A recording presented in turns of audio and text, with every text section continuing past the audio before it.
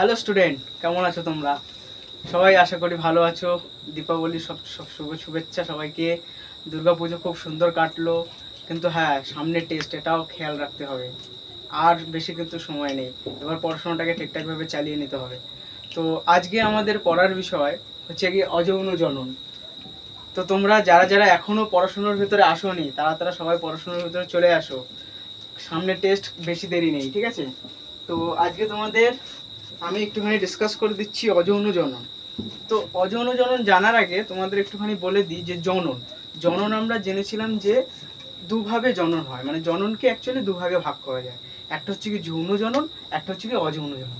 তো যৌন জননে অ্যাকচুয়ালি কি হয়, মেল গ্যামেট থাকে, মানে পুরুষ গ্যামেট থাকে এবং স্ত্রী গ্যামেট থাকে, দুটো একসাথে মিলিত হয় এবং সেখানে জাইগোট তৈরি হয়। জাইগোট ফর্মের মাধ্যমে সেখান থেকে নতুন একটা অপত্য জীবের সৃষ্টি হয়।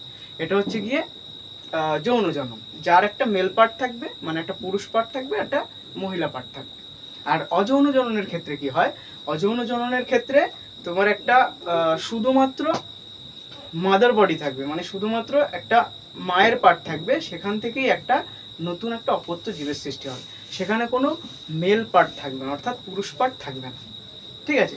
তো তোমাদের সিলেবাসে রয়েছে এরকম অযৌন জননের। আমি একটু অযৌন জননের তোমাদের ডেফিনেশনটা পড়ে দিচ্ছি, যে যে জনন প্রক্রিয়ায় গ্যামেট উৎপাদন ছাড়াই জনিত্রী জীবের দেহকোষ বিভাজিত হয়ে অথবা রেণু তৈরির মাধ্যমে অপত্য জীব সৃষ্টি হয় বা সৃষ্টি করে তাকে অযৌন জনন বলে। মানে এখানে কি বলছে, যে জনন প্রক্রিয়ায় গ্যামেট উৎপাদন হবে না। যৌন জনন প্রক্রিয়ায় গ্যামেট উৎপন্ন হতো, একটা হচ্ছে গিয়ে স্ত্রী গ্যামেট, একটা হচ্ছে গিয়ে পুরুষ গ্যামেট, ঠিক আছে? আর এইটা হচ্ছে কি কোনো গ্যামেট তৈরি হবে না, গ্যামেট ছাড়াই, কোনো গ্যামেট উৎপাদন ছাড়াই জনিত্রী জীবের দেহকোষ বিভাজিত হবে। যে জনিত্রী জীবের যে দেহকোষটা রয়েছে সেটাই বিভাজিত হবে, সেটাই বিভাজিত হয়ে অথবা রেণু তৈরির মাধ্যমে অপত্য জীব সৃষ্টি করবে। এবার তারই উদাহরণ আমরা পড়বো, আর যেগুলো তোমাদের সিলেবাসে রয়েছে খুবই গুরুত্বপূর্ণ, তো তোমরা ভিডিওটা দেখতে থাকো। তো প্রথমে আমাদের কি বলেছে, আমি একটুখানি এক একটা জিনিস লিখবো আর ডেসক্রাইব করবো। অযৌন জননের প্রথমে আছে তোমাদের বিভাজন। প্রথম আছে বিভাজন।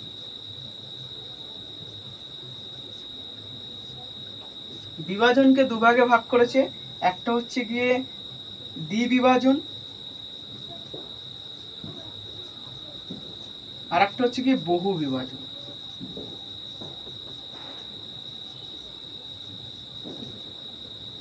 তোমাদের মাধ্যমিকে প্রায়শই এখান থেকে প্রশ্ন দেয়, হয়তো এমসিকিউ বা এসিকিউ, একটা দ্বিবিভাজনের একটা উদাহরণ দিতে বললো, সেখান থেকে তোমাদের চিত্র সহ ডেসক্রাইব করতে বললো, এরকম কোশ্চেনও দেয়। অথবা এমসিকিউ দেয় যে দ্বিবিভাজন কার দেখা যায়, বহু বিভাজন কার দেখা যায়। দ্বিবিভাজন কার দেখা যায়, নিম্ন শ্রেণীর প্রাণী অ্যামোইবা বা অ্যামিবা, অ্যামিবার দ্বিবিভাজন দেখা যায়। এবারে আমি একটু অ্যামিবার সম্পর্কে একটু ডেসক্রাইব করে দিচ্ছি। অ্যামিবাটা কি, অ্যামিবাটা দেখতে কেমন হয়, অ্যামিবার চিত্রটা এরকম হয়, অনেকটা জেলি টাইপের হয়। এটা হচ্ছে কি অ্যামিবার পুরোটা একটা বডি, এটা হচ্ছে কি অ্যামিবার দেহ, ঠিক আছে? এই অ্যামিবার দেহে শুধু কি থাকে, শুধু নিউক্লিয়াস থাকে। এইবারে ওর যে সময় বিভাজিত হয়, সে সময় কি হয়, ওর দেহটা দ্বিভাগে বিভক্ত হয়ে যায়। এখানে এরকম ভাবে এই একটা অপত্য অ্যামিবা তৈরি করে, আর একটা অপত্য অ্যামিবা তৈরি করলো, এখান থেকে দুটো অ্যামিবা তৈরি করেছে। তো ওই অ্যামিবা যে পদ্ধতিতে ওর জননটা সম্পন্ন করে, অযৌন জননটা সম্পন্ন করে, সেটা হচ্ছে কি দ্বিবিভাজন, ঠিক আছে? তো এটা খুব গুরুত্বপূর্ণ, তোমরা একটুখানি খেয়াল করে পড়ো। তারপরে যেটা রয়েছে সেটা হচ্ছে কি বহু বিভাজন। বহু বিভাজন যেটা কার দেখা যায়, প্লাজমোডিয়ামের। প্লাজমোডিয়ামের বহু বিভাজন দেখা যায়।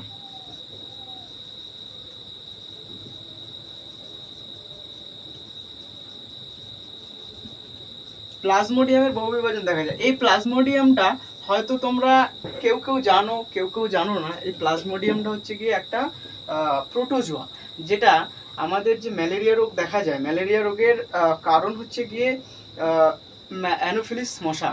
ম্যালেরিয়া রোগের কারণ হচ্ছে গিয়ে অ্যানোফিলিস মশা। তো এই অ্যানোফিলিস মশা যে জীবাণুটাকে বহন করে নিয়ে যায়, সেটা হচ্ছে গিয়ে এই প্লাজমোডিয়াম ভাইভাক্স।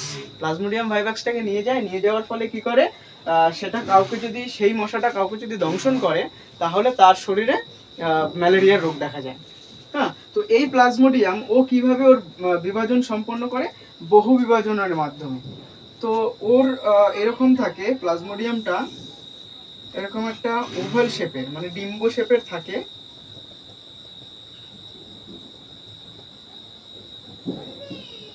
ডিম্ব শেপের থাকে, এরকম ডিম্ব শেপের থাকে। সেখান থেকে ও কি করে না মেরোজয়েড সৃষ্টি করে, সাইজন্ট দশার মাধ্যমে মেরোজয়েড সৃষ্টি করে, আর এটা শেষে গিয়ে বাস্ট হয়ে যায়।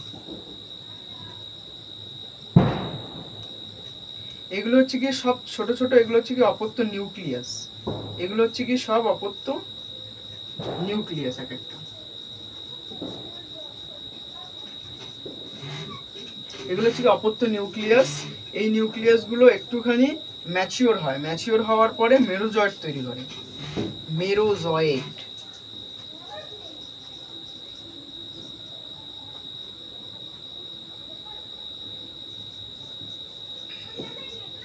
তারপরে নেক্সট স্টেজে কি হয়? নেক্সট স্টেজে এটা বাস্ট হয়। বাস্ট হয়ে গেলে পরে কি হয়? এই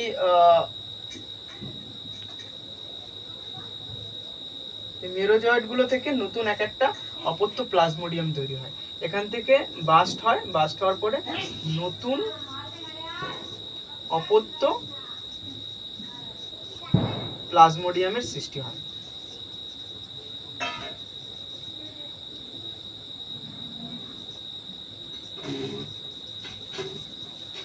প্লাজমোডিয়াম তৈরি হয়। তো তোমাদের পরীক্ষায় দিতেই পারে প্লাজমোডিয়ামের চিত্র সহ প্লাজমোডিয়ামের অযৌনজনন পদ্ধতিটা ব্যাখ্যা করো, 2 নম্বরে দিতে পারে বা 1 নম্বরেও দিতে পারে শর্ট কোশ্চেনে। তো তোমরা এরকম ভাবে ডেসক্রাইব করে দেবে।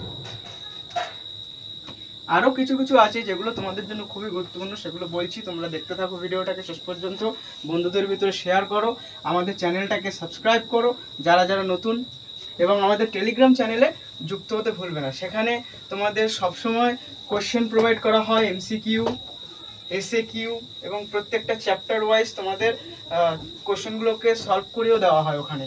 তোমাদের কোনো ডাউট থাকলে সেটা তোমরা টেলিগ্রাম চ্যানেলে জয়েন হয়ে তোমরা জানাতে পারো। তোমাদের বিদ্যাঘর তোমাদের পাশে আছে সব সময়। তারপরে হচ্ছে কি কোরকোদ্গম। কোরকোদ্গম যে অযৌনজনন পদ্ধতিটা, সেটাও খুব গুরুত্বপূর্ণ। এই কোরকোদ্গম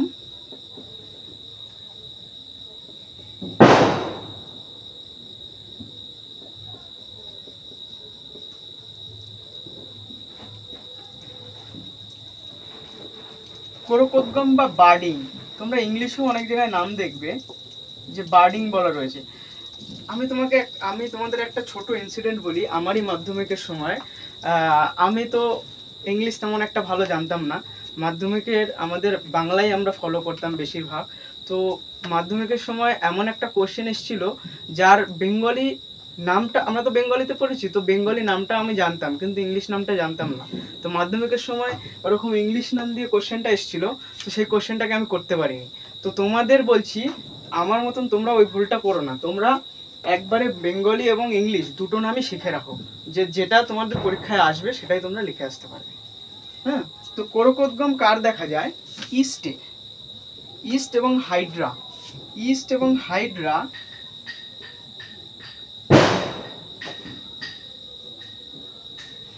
ইস্ট, এক ইস্ট, দুই হচ্ছে কি হাইড্রা।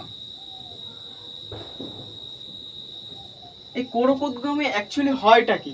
কোরকোদ্গম কথাটাকে যদি একটুখানি বিশ্লেষণ করো, কোরক মানে একটা দেহ থেকে, একটা জীবদেহ থেকে একটা কোরক সৃষ্টি হবে। কোরক মানে একটা কি বলবো, একটা টিউমার টাইপের একটা জিনিস সৃষ্টি হবে, সেইখান থেকেই সেটা দেহ থেকে বিচ্ছিন্ন হয়ে একটা নতুন জীব সৃষ্টি করবে। ঠিক আছে, কোরক তৈরি করবে। এই ইস্টের ধর্মই কি? ইস্ট কোরকোদ্গমের মাধ্যমে ওর অযৌনজননটা ও সম্পন্ন করে। তো ইস্টের ছবিটা আমি যদি একটুখানি দেখাই তোমাদের, ইস্টের ছবিটা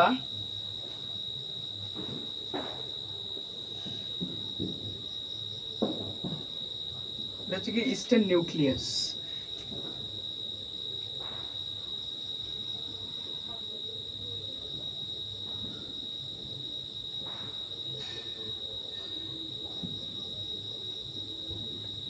এরকম ভাবে ইস্টের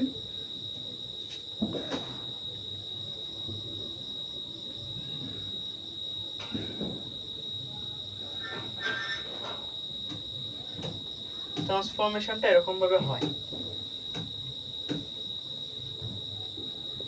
এই যে শেষে গিয়ে দুটো, এই যে যেটা, এটা একটা অপত্য ইস্ট তৈরি করে।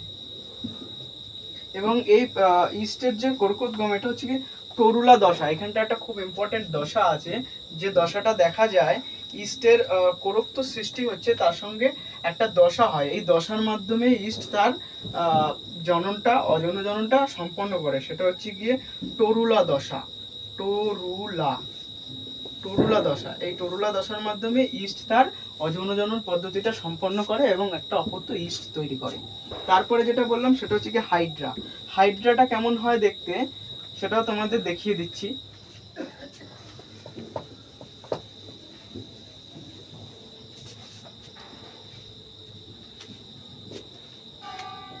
হাইড্রাটা অনেকটা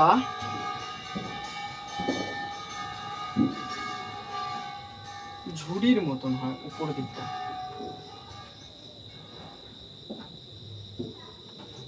এটা একটা হাইড্রা, এখান থেকে একটু উপরে মাথাটা ঝুড়ি নামে, একটু অক্টোপাসের মতন দেখতে হয় মাথার দিকটা একটুখানি।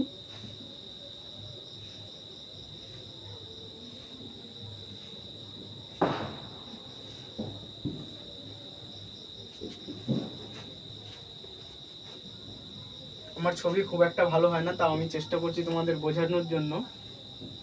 তো এই যে টরুলটা সৃষ্টি হয়েছে, এটাই কিন্তু কিছু সময় পরে গিয়ে একটা নতুন হাইড্রায় পরিণত হবে।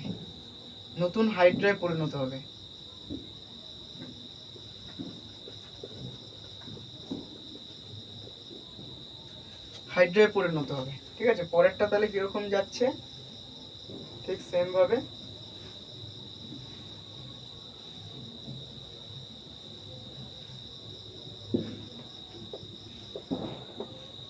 এখান থেকে একটা পরিণত দুটো হাইড্রা তৈরি হবে।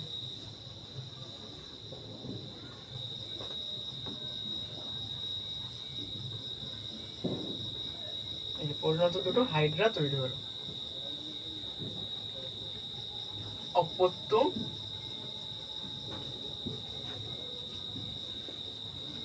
হাইড্রা তৈরি হলো। এটারও মনে রাখবে, এই যে হাইড্রার দেহের বাইরের দিকে কোরক সৃষ্টি হয়। কোরকটি বৃদ্ধি হলে কোরকের মুখছিদ্র ও তাকে বেষ্টন করে কোর্শিকা সৃষ্টি হয়। কোরকটি মাতৃদেহ থেকে বিচ্ছিন্ন হয়ে অপত্য হাইড্রা সৃষ্টি করে। ঠিক আছে, তো এইটা হচ্ছে গিয়ে ইস্টের জীবনচক্র তুমি বলতে পারো, বা ইস্টের জনন পদ্ধতি এরকম ভাবে দেখা যায়, সরি হাইড্রার। তারপরে যে অযৌন জনন পদ্ধতিটা রয়েছে 3 নম্বর, সেটা হচ্ছে গিয়ে খণ্ডীভবন।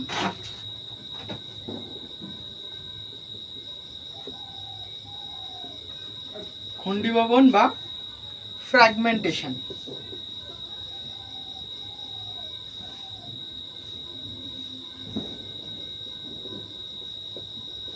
খণ্ডীভবন বা ফ্র্যাগমেন্টেশন, এটা কার দেখা যায়?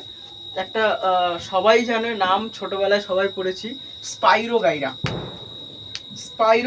যার কি হয় খণ্ডীভবন দেখা যায়। স্পাইরোগাইরা, তাহলে খণ্ডীভবনের উদাহরণ কি? স্পাইরোগাইরা। ঠিক আছে, খণ্ডীভবনের উদাহরণ হচ্ছে স্পাইরোগাইরা। স্পাইরোগাইরা কিছুই না, দেখো আমি ছবিটা তোমাদের দেখাচ্ছি। স্পাইরোগাইরা হচ্ছে কি একটা সিলিন্ড্রিক্যাল আকার, একটা দরজার মতন শেপ হয়।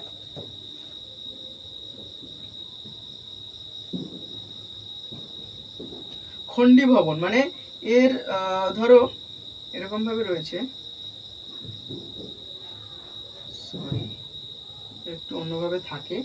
এটা ধরো একটা টুকরো হয়ে গেল, এখান থেকে একটা টুকরো, এখান থেকে একটা টুকরো, এখান থেকে একটা টুকরো, যেখান থেকে টুকরোগুলো হবে সেখান থেকে একটা অপত্য স্পাইরোগাইরা সৃষ্টি হবে।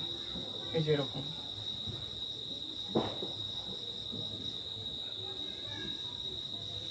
যতগুলো টুকরো হবে ততগুলো স্পাইরোগাইরা তৈরি হবে, অপত্য স্পাইরোগাইরা।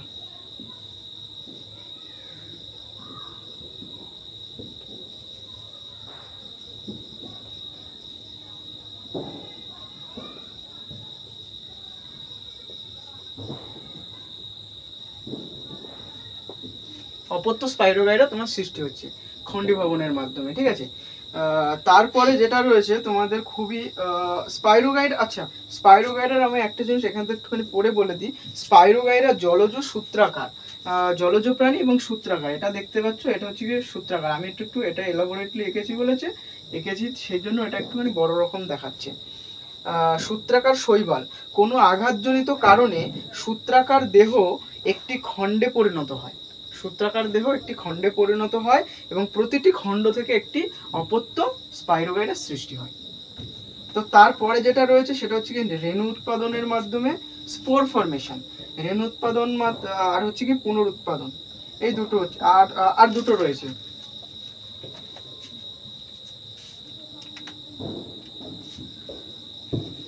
তোমরা কমেন্টে জানাবে তোমাদের পড়াশোনা কেমন চলছে, ঠিক আছে।